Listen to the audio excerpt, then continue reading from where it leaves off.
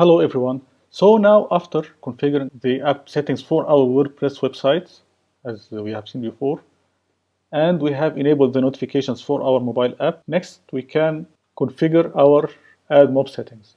AdMob, the most popular tools for ads on mobile apps and on websites.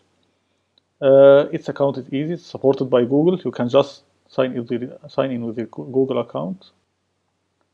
Here's my AdMob dashboard. You can just click on apps. So in our case, we need to add a new app here. You can choose the platform you would like. Check if the app is on the App Store or not. If it's on the App Store, just make sure in the configuration that it supports ads from the Play Store the dashboard. So now it's not still in the Play Store, so I will check no and choose the app.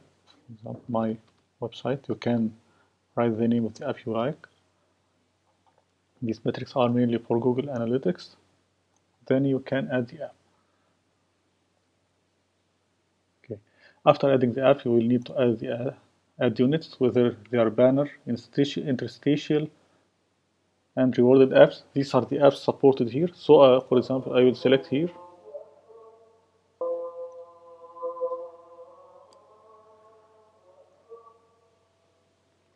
So our RNWP template, just you can, I will show its link in the description if you want to download it. Supports banner, interstitial, and rewarded ads. So for example, I will start with the banner ad. Here is the banner, and I'll say, for example, banner.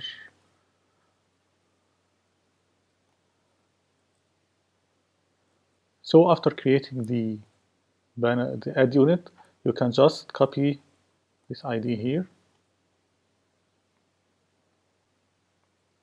to the plugin and make sure to enable the banner ads. Same thing applies here for interstitial. If I want the interstitial, for example,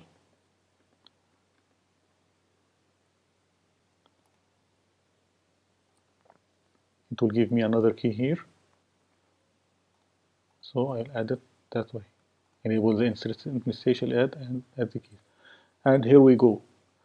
So afterwards, just as I made before, you will save changes and copy this to the user config file as we have done before.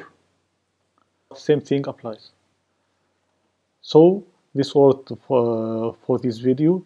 Next video I will show how to configure the app.json file before building the app. So let's keep things rolling. See you in the next lesson.